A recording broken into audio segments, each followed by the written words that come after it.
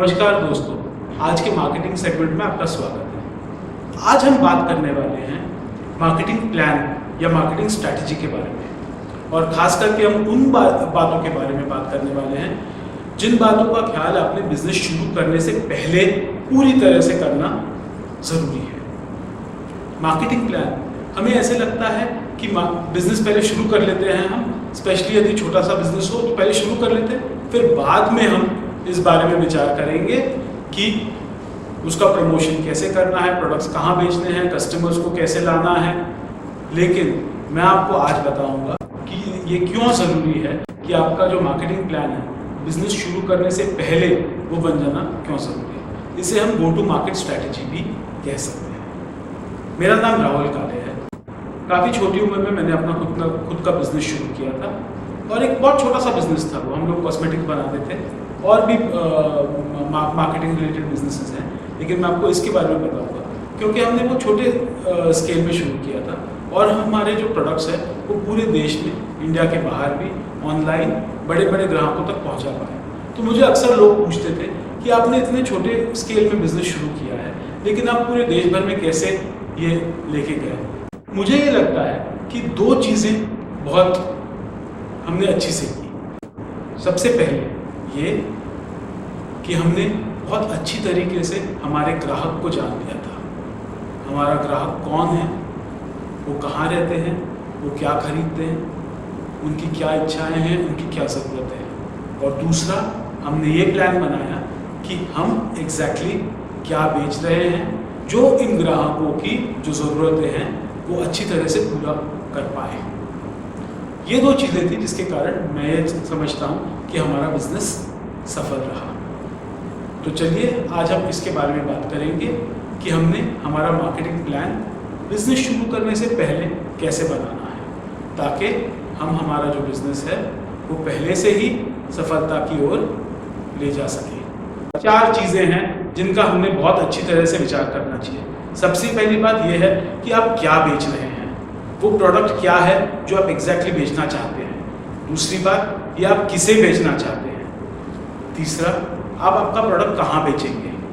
किसे बेचना चाहते हैं ये तो ज़रूरी है, लेकिन वो कहाँ, उन तक के कहाँ पहुँचाएंगे आप प्रोडक्ट, वो कहाँ जाके खरीद सकते हैं। और चौथी बात यह है कि आप आपके जो ग्राहक हैं उन लोगों को आप प्रोडक्ट की ओर कैसे आकर्षित करेंगे।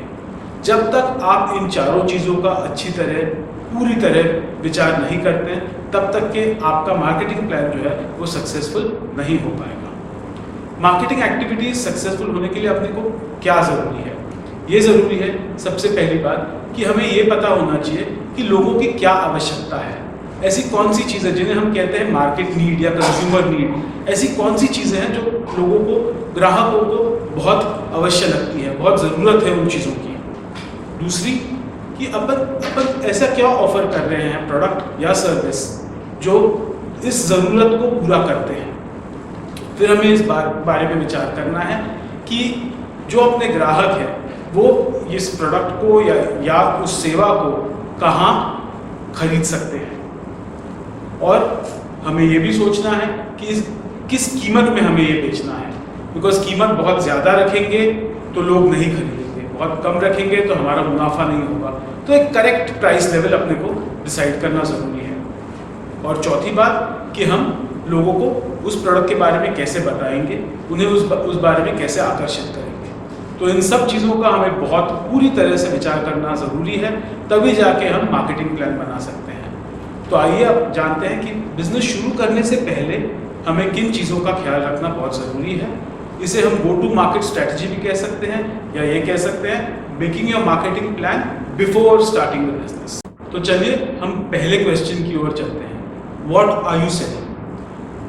वो कौन सा प्रोडक्ट है या वो कौन सी सेवा है जो आप ग्राहकों तक पहुंचाना चाहते हैं। इस बारे में अपने को पूरा विचार करना बहुत ज़रूरी है। तो हमें ज़्यादातर के नया बिजनेस शुरू करने की या नए प्रोडक्ट के बारे में कहाँ से आइडिया आती है। आपको आइडिया आ सकती है, हम कुछ बना सकते हैं तो अपने को लगता है चलो हम वो बनाते हैं और वो हम बेचना शुरू करते हैं। या तो हम किसी और की ओर देखते हैं, कॉम्पिटिटर्स की ओर देखते हैं कि वो लोग बेच रहे हैं तो हमने भी वही बेचना चाहिए। या तो हम मार्केट में देखते हैं कि कोई चीज़ अच्छी से बिक रही हो तो हमें लगता है चलो हम भी वो बेचना शुरू कर देते हैं। या तो फिर हम रिसर्च करके कुछ नया प्रोडक्ट बनाते हैं, अपने को लगता है ये बहुत अच्छा प्रोडक्ट है तो चलिए हम इसे लॉन्च कर देते हैं, या तो हमको खुद कोई चीज़ बहुत अच्छी लगती है और हमको लगता है वो हमने ग्राहकों तक पहुंचानी चाहिए, हम उससे भी आइडिया आ सकती है हमें कि ये हमने बिजनेस में कन्वर्ट करना चाहिए। ये सब बातें करेक्ट हैं, लेकिन जब तक कि हम पूरी तरह से ये ना जान लें कि कंज्यूमर्स की क्या नीड है, मतलब ग्राहकों की क्या आवश्यकता है, तब तक हम ये नहीं जान पाएंगे कि वाकई उस चीज़ की डिमांड है क्या, वाकई उस चीज़ की ज़रूरत है क्या मार्केट में। तो आपका बिजनेस सक्सेसफुल बनाने के लिए आपको ये ज़रूर ख्याल रखना है कि मार्केट में उसकी कितनी डिमांड है। नई बिजनेस आइडियाज़ हमें कहाँ से मिल सकती है, इसके लिए हमारा अलग से सेगमेंट है, आप लिंक डिस्क्रिप्शन में देख लीजिए। लेकिन मैं आपको एक शॉर्ट फॉर्मूला बताता हूँ। शॉर्ट फॉर्मूला ये है कि आज की जो ट्रेंड चल रहा है वो, और जो ह्यूमन नीड्स है, मतलब जो इंसानों की ज़रूरतें हैं, इन दोनों चीज़ों को जब हम कंबाइन करते हैं तो हमें नया बिजनेस आइडिया मिल सकता है। चलिए एक उदाहरण लेते हैं। सोचिए कि आज की ज़रूरत क्या है, आज की ट्रेंड क्या है। आज की ट्रेंड ऐसे है कि दोनों हस्बैंड वाइफ दोनों जन काम करते हैं सवेरे से शाम तक के, उनके पास टाइम नहीं है खाना बनाने के लिए, उनके पास टाइम नहीं है रोज़ 3 मील्स कुक करने के लिए। और हमारी ज़रूरत ये है कि हमें पौष्टिक और टेस्टी दोनों खाना हमेशा चाहिए।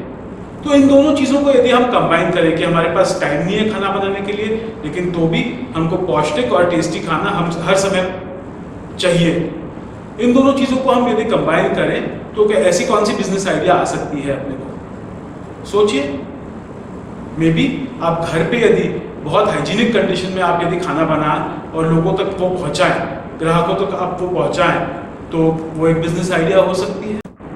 तो बिजनेस आइडिया तो हमारे पास आ गई, बट क्या हम उसे सफल बिजनेस की ओर ले जा सकते हैं? क्या हम उसको एक सक्सेसफुल बिजनेस में कन्वर्ट कर सकते हैं? हम वो तभी कर सकते हैं जब ये 3 चीज़ें पूरी हो जाए। आपकी जो आइडिया है वो मार्केट की या ग्राहकों की कोई ऐसी ज़रूरत पूरी करे जो अभी फिलहाल नहीं हो रही है। दूसरी बात यह है, आपकी जो आइडिया है उसके लिए ग्राहक पैसे देने के लिए तैयार हो गए। और तीसरा यह है, आप इसको एक सक्सेसफुल बिजनेस में कन्वर्ट कर सकें। जब तक ये 3 चीज़ें पूरी ना हो, आप आपकी आइडिया को एक सक्सेसफुल बिजनेस में कन्वर्ट नहीं कर सकते हैं। तो चलिए हम जानते हैं कि हम ये कैसे जान पाए कि हमारे पास जो आइडिया है, हमारे पास जो एक प्रोडक्ट है या हमारी जो सेवा है, उसे हम एक सफल बिजनेस की ओर ले जा सकते हैं या नहीं। सबसे पहला जो स्टेप इसमें है वो है मार्केट रिसर्च। तो शायद हमें ऐसे लगे कि मार्केट रिसर्च एक बहुत कॉम्प्लिकेटेड टर्म है, छोटे बिजनेसेस के लिए इसकी ज़रूरत नहीं है, लेकिन मैं आपको बताना चाहता हूँ कि इसकी बहुत ज़रूरत है। क्योंकि जब तक के हमें ये ना पता लगे कि ग्राहकों में, मार्केट में प्रोडक्ट की क्या डिमांड है, ये डिमांड है या नहीं, तब तक हम नेक्स्ट स्टेप तक के जा नहीं सकते हैं। तो हमें ये जानना ज़रूरी है कि डिमांड कितनी है, ऐसे कितने ग्राहक हैं जो हमारा प्रोडक्ट या हमारी जो सर्विस है उसके लिए पैसे देने के लिए राज़ी होंगे। तीसरा, वो कौन से ग्राहक है जो हमारा प्रोडक्ट खरीदना चाहते हैं, उनकी इनकम क्या है, उनका एम्प्लॉयमेंट क्या है, वो किस एज ब्रैकेट में है। चौथा, वो कहाँ रहते हैं, तभी हम हमारी सेवाएं उन तक के पहुंचा पाएंगे। पांचवी चीज़ ये है कि ऑलरेडी मार्केट में ऐसे कितने लोग हैं जो वही सेम प्रोडक्ट या वही सेम सेवा लोगों तक पहुंचाते हैं, इसको हम कॉम्पिटिटर्स कहते हैं। और छठवीं और बहुत अहम बात यह है कि ग्राहक हमारे प्रोडक्ट या हमारी सेवा के लिए कितना पैसा देने के लिए राज़ी होंगे। तो इन सब बातों को हम मार्केट रिसर्च कहते हैं। इसके मैं आपको थोड़े काफ़ी सरल तरीके बता दूंगा, बिकॉज इसके लिए बहुत कॉम्प्लिकेट करने की ज़रूरत नहीं है, जिससे कि आप मार्केट रिसर्च कर सकते हैं। चलिए मैं आपको बताता हूँ कुछ बहुत सरल तरीके जिससे कि आप मार्केट रिसर्च कर सकते हैं। इसमें बहुत पैसा खर्च करने की ज़रूरत नहीं है, लेकिन थोड़ी मेहनत लेनी पड़ेगी, बट मैं आपको कुछ बहुत सरल तरीके बताऊंगा जिससे कि आप मार्केट रिसर्च कर सकते हैं। सबसे पहली बात यह है फोकस ग्रुप। फोकस ग्रुप का क्या मतलब है? फोकस ग्रुप मतलब आप ऐसे लोगों से मिलिए जो आपका प्रोडक्ट या आपकी जो सेवा है वो खरीदने में इंटरेस्टेड होंगे। जैसे आप शुरू कर सकते हैं आपके दोस्तों से, आपके परिवार से, अब उन लोग से मिलिए, उनसे जानिए कि वो ऐसे कौन से प्रोडक्ट्स खरीदते हैं अक्सर। उनसे आप ये जानिए कि उनको उन प्रोडक्ट में और बेहतर क्या चाहिए। उनसे आप ये जानिए कि ऐसी कौन सी चीज़ है जो मार्केट में उपलब्ध नहीं है। दूसरा, आप डायरेक्टली उनसे मिलकर बात कर सकते हैं, आप फ़ोन पे उनसे बात कर सकते हैं। आपको कस्टमर के दृष्टि से ये विचार करना है कि ऐसी कौन सी चीज़ें हैं जो आप मार्केट में लॉन्च कर सकते हैं।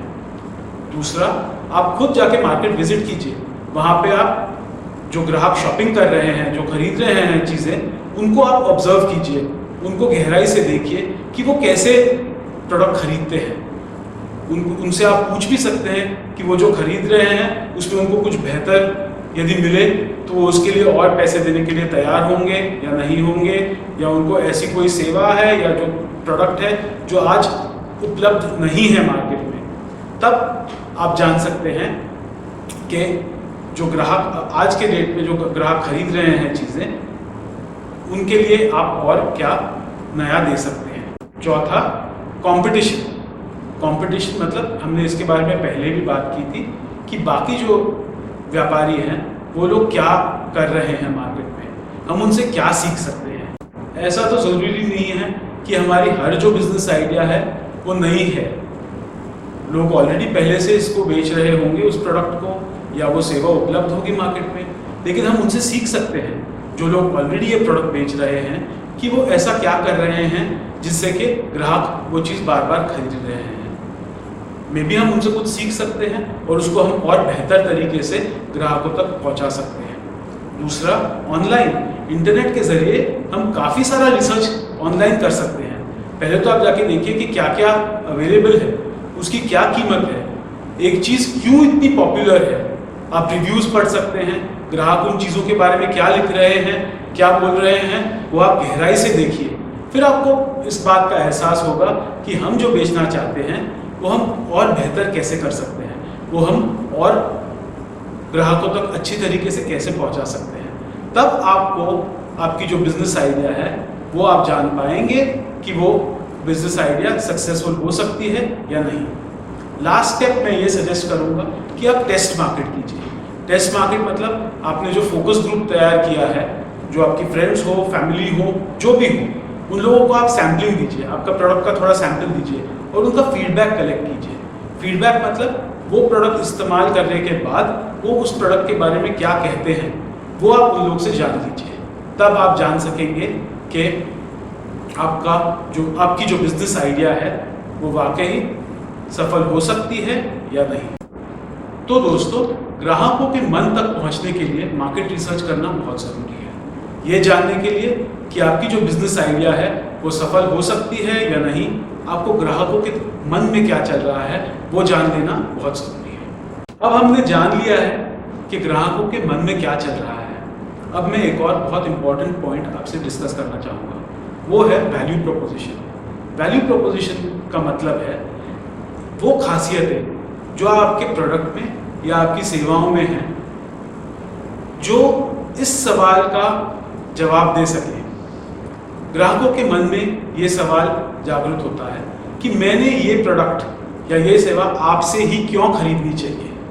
और जब तक आप इस सवाल का जवाब ना दे पाएं, तब तक आप ये अपेक्षा नहीं रख सकते कि ग्राहक आपसे वो खरीदेंगे। बाजार में और भी लोग हैं, और भी व्यापारी हैं जो वही सेम चीज़ बेच रहे हैं, लेकिन जब तक आप इस सवाल का जवाब ना दे पाओ कि ऐसी कौन सी खासियत है जो आपके प्रोडक्ट में है कि वो उन्होंने आपसे ही खरीदनी चाहिए, तब तक आप आपका मार्केटिंग प्लान सफल नहीं बना पाओगे। तो वैल्यू प्रोपोजिशन का मतलब है वो खासियत जो आपके टारगेट ग्राहकों को सबसे ज़्यादा मायने रखती है। इसमें हमें क्या जान लेना है? इसमें सबसे पहले हमें जान लेना है कि आपका टारगेट कस्टमर कौन है। टारगेट कस्टमर मतलब वो ग्राहक जो आपके प्रोडक्ट की ओर सबसे ज़्यादा आकर्षित हो सकते हैं। दूसरा, हमें ये जान लेना है कि इन ग्राहकों की क्या ज़रूरतें हैं। इसे हम नीड्स या पेन पॉइंट्स भी कह सकते हैं। नीड्स का मतलब बहुत क्लियर है, नीड्स मतलब इनकी क्या ज़रूरतें हैं। पेन पॉइंट्स ये एक काफ़ी इंटरेस्टिंग सा शब्द है, बिकॉज पेन पॉइंट्स का मतलब है वो चीज़ें जो ग्राहकों के पास अभी उपलब्ध नहीं है। तो यदि हमारे मार्केट रिसर्च में कोई कहता है यार काश ये चीज़ मेरे पास होती, या वो कोई कहता कि नहीं ये अवेलेबल है लेकिन इसको बेहतर होता तो मैं और ज़्यादा पैसे देने के लिए तैयार होता, इसका मतलब हो गया पेन पॉइंट। और यदि आपका जो प्रोडक्ट है या आपकी जो सर्विस है वो कोई कस्टमर की पेन पॉइंट पूरी कर सके, तब आपके पास एक बहुत विनिंग फॉर्मूला आपके पास है। तो हमें ये जान लेना ज़रूरी है कि ऐसी कौन सी खासियतें हैं हमारे प्रोडक्ट में या हमारे सर्विस में जो ग्राहकों की ज़रूरतें और ग्राहकों के पेन पॉइंट्स पूरी कर सके। तो जो मार्केटिंग प्लान बनाने का अपना पहला सवाल था, व्हाट आर यू सेलिंग, आप एग्जैक्टली क्या बेच रहे हैं, इसको हम समराइज कर लेते हैं। इसमें 4 स्टेप्स इंपॉर्टेंट हैं। सबसे पहले हमने बात की मार्केट रिसर्च के बारे में, दूसरा हमने ये बात किया कॉम्पिटिटर्स के बारे में, हमें ये जानना है कि मार्केट में और कौन से वैसे ही सिमिलर प्रोडक्ट या सर्विस उपलब्ध हैं। तीसरा हमने बात किया है हमारे जो टारगेट कंज्यूमर्स हैं, वो ग्राहक जो सबसे ज़्यादा हमारा प्रोडक्ट खरीदना पसंद करें, उनकी क्या ज़रूरतें हैं, उनके क्या पेन पॉइंट्स हैं। और चौथा आपका वैल्यू प्रोपोजिशन। वैल्यू प्रोपोजिशन का मतलब वो खासियतें जो आपके प्रोडक्ट या आपकी सेवाओं में हैं जिसके लिए ग्राहक पैसे देने के लिए राजी हो।